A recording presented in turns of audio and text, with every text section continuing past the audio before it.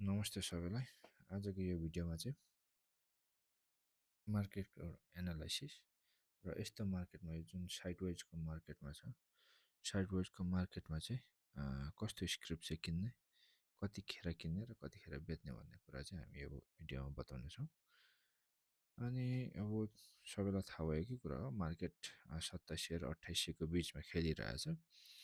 यो जोनमा यो 2800को जोनमा चाहिँ आएर चाहिँ डबल टप एउटा बनाएको थियो। डबल टप बनाइसकेपछि एउटा करेक्सनको राम्रो र्याली आयो।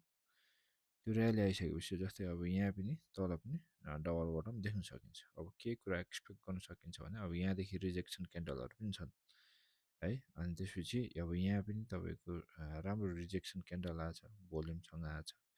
यो पनि राम्रो एउटा रिजेक्सन क्यान्डल आएछ, हाम्रो क्यान्डल बनाएछ। यो रातै क्यान्डल भए पनि तर वास्तवमा चाहिँ यो ग्रिन क्यान्डल हो। अघिल्लो क्लोजिङभन्दा माथि क्लोजिङ भएको कारणले गर्दाखेरि यसलाई ग्रिन क्यान्डल मानिन्छ। अब देख्दाखेरि रातो क्यान्डलमा भए पनि यो ग्रिन क्यान्डलै हो र त्यसमा भोल्युम आएको छ। तर अब आउने दिनमा यो क्यान्डललाई चाहिँ सपोर्ट गरेन र ग्रिन क्यान्डल बनेन, एउटा राम्रो बुलिस माराबुजु क्यान्डल बनेन भने चाहिँ यसलाई ब्रेक गर्यो भने चाहिँ यो 2650 तिर एउटा लोवर लो, योलाई पनि 2675 को यसलाई पनि ब्रेक गरेर चाहिँ यो ओबी जोनतिर चाहिँ 2650 तिर चाहिँ आउने देखिन्छ। तर यही जोनबाट चाहिँ 2700 जोनबाट चाहिँ राम्रो अब पुलब्याक दियो भने चाहिँ र यसलाई ब्रेक गर्यो भने चाहिँ बुलिस ट्रेन्डतिर लाग्छ। नत्र अब यही साइड जोनमा साइडवेजमा खेल्ने देखिन्छ। तर अब अर्को हामीले अब पोजिटिभ के पनि एक्सपेक्ट गर्न सकिन्छ भने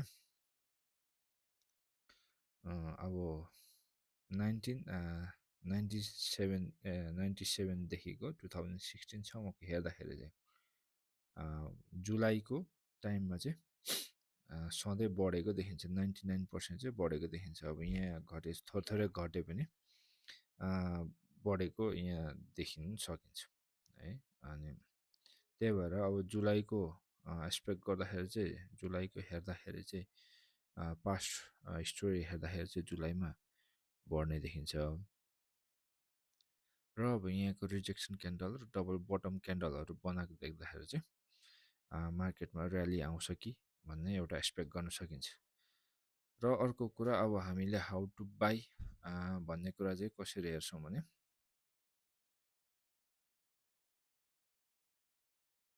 how to buy, when to buy र अनि वेन टु सेल भन्ने कुरा चाहिँ अब जस्तै यहाँ सिटीमा हामीले के गरेको छौँ भने जस्तै यो जोनमा चाहिँ सेलिङ प्रेसर थियो है। यहाँदेखि मार्केट यहाँसम्म पुगिरहेको थियो, यहाँदेखि हेर्न सक्नुहुन्छ लगभग 405 तिर चाहिँ मार्केट पुगिसकेपछि सेलिङ आइरहेको थियो। अनि यहाँ यसरी डोजी क्यान्डलहरू बनाइरहेको थियो है। यिनीहरू भनेको अनडिसिजन क्यान्डलहरू यहाँ बनिरहेको थियो। त्यसपछि चाहिँ यो सेलिङ भ्यालिड भएको जोन थियो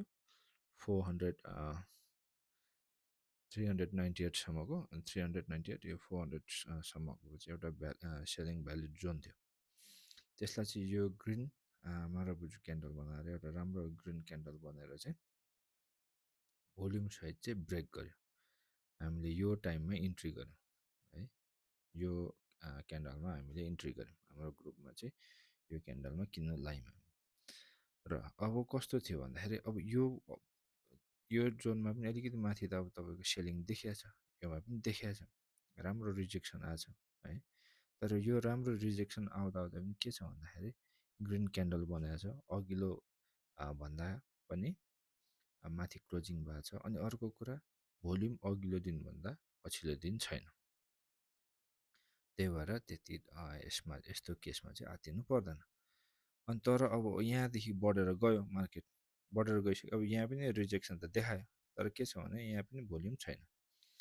अनि अब त्यतिखेर चाहिँ सेलिङको लागि हेर्नुपर्छ भने आत्तिनुपर्छ भने छैन। अब जस्तै कि योमा पनि सेलिङ आएको, तर भोल्युम यसमा पनि यो अघिल्लो समयसँग आएको भए चाहिँ आत्तिनु पर्ने अवस्था हुन्थ्यो। तर भोल्युममा आएकोले चाहिँ आत्तिनु पर्ने छैन।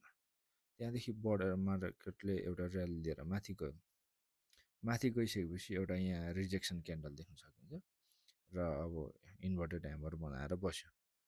त्यसको त्यो दिनको हेर्नुहोस् त्यस यहाँ पनि अब राम्रो क्यान्डल त बनाएको छ, ग्रिन क्यान्डल राम्रो भोल्युमकोसँग, तर त्यसको भोलिपल्ट के यहाँ रेड क्यान्डल बनाएर रिजेक्सन क्यान्डल बनाएको छ। त्यो बनाउँदाखेरि चाहिँ भोल्युम एकदम हाई आएको छ, अघिल्लो जति बाई थियो त्यति नै सेलिङमा पनि देखाएको छ। यो भने चाहिँ एक्जिट जोन हुन्छ। यो चाहिँ अब यो रिजेक्सन अब सेलिङ भ्यालिड जोन चाहिँ यो ग्रिन क्यान्डलले ब्रेक गर्दाखेरि चाहिँ यो ठाउँमा चाहिँ इन्ट्री गर्नु पऱ्यो। र जस्तै कि अब योमा तपाईँको एउटा राम्रो क्यान्डल बनेर भोल्युम उठ्यो भने भोलिपल्ट त्यो रिजेक्सन यो क्यान्डल आइसकेपछि भोल्युमसँग आएपछि चाहिँ यो टाइममा अब सकेसम्म यही टाइममा आउट हुने, भएन भने पछिल्लो दिन चाहिँ आउट हुनु पऱ्यो, नत्र मार्केट यसरी नै गर्दै गर्दै जान्छ। यो चाहिँ तपाईँहरूले बाइङ र सेलिङ चाहिँ हेर्दाखेरि चाहिँ यसरी हेर्नु होला है।